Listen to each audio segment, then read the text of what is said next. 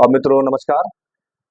तो बहुत से अभ्यर्थी हमारे प्राथमिक अध्यापक भर्ती में जो बीएड वाले हैं इसमें सम्मिलित नहीं हो रहे हैं, जबकि इससे पूर्व की भर्तियों में वो सम्मिलित हुए थे। इससे पूर्व जो विज्ञापन था वो तो अधूरा रह गया। तो उसमें बहुत से बीएड अभ्यर्थियों का चयन हुआ भी, लेकिन हाई कोर्ट का निर्णय, सुप्रीम कोर्ट का जब निर्णय आया 11 अगस्त का कि अब बीएड प्राइमरी के लिए मान्य नहीं है, उसके बाद से खलबली सी मची।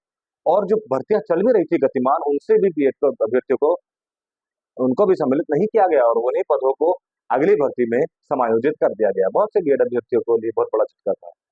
और जो नौकरी के आस लगाए बैठे थे, वास्तव में ये उनके साथ उनके ऊपर बहुत इससे बहुत बेकार उनको महसूस हुआ होगा, क्योंकि उनके कुछ साथी इसमें भर्ती प्रक्रिया में लगे भी थे। परंतु ये बात हमें समझनी होगी कि ऐसा हुआ क्यों, इन किन परिस्थितियों में हुआ। देखिए, उत्तराखंड के संदर्भ में बात क्लियर थी कि हमारे पास डीएलएड अभ्यर्थी पर्याप्त मात्रा में नहीं थे।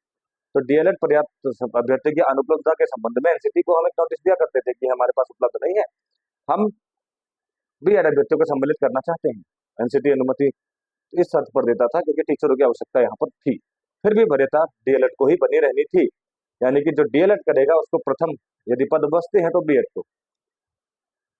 किंतु यही चीज एक बड़ी समस्या तब बन गई जब एक टेस्ट का एक माध्यम बना दिया गया और टेस्ट इस तरह से आयोजित किया गया कि इसमें बीएड और डीएलएड को समकक्ष कर दिया गया। अब जब एनसीटी उनको वरीयता देता है डीएलएड को, तो समकक्ष, देखिए बीएड के पास ऑप्शंस थे एलटी के, लेक्चरर के।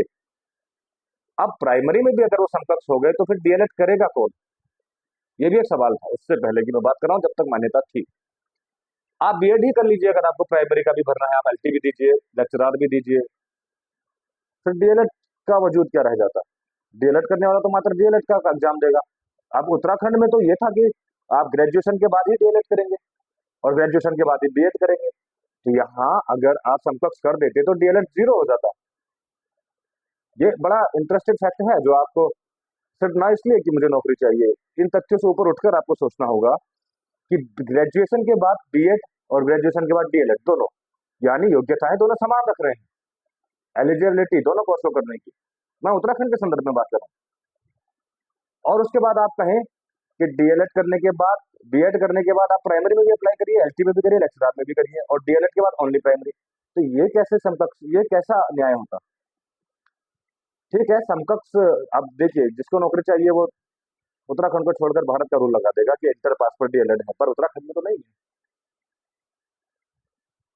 हालांकि राजस्थान का एक केस था रीट को लेकर के जिस पर निर्णय आया था, उसमें भी यही बात रखी गई थी कि अगर एनसीटी प्राथमिक के लिए डीएलएड को वरीयता देता है तो टेस्ट एक माध्यम कैसे बन सकता है। टेस्ट में तो वरीयता ही खत्म हो गई। टेस्ट कराने से तो वो समकक्ष बैठ गए।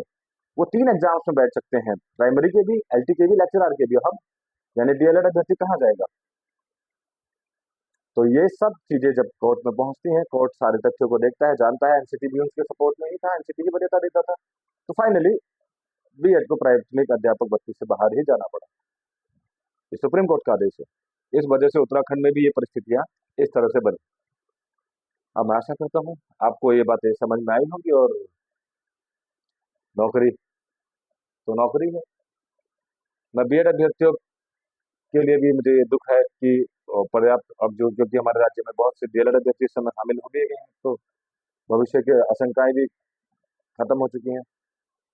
तो उनको मैं बधाई दूंगा अगले एलटी एग्जाम्स की, लेक्चरर एग्जाम्स की। वो वहां पर योगदान करें, वो प्राथमिक से ऊंचा है, उनका वेतन पेमान भी अधिक है और बहुत सारी चीजें अतिरिक्त हैं। तो उनके लिए good luck, best of luck. सारी नीतियां जुड़ी हैं शिक्षा से, शिक्षा की गुणवत्ता में जरूर सुधार हो, उत्तराखंड शिक्षा का एक मारक बने, स्थापित हो और बहुत बेहतर तरक्की यहाँ के बच्चे करें। धन्यवाद।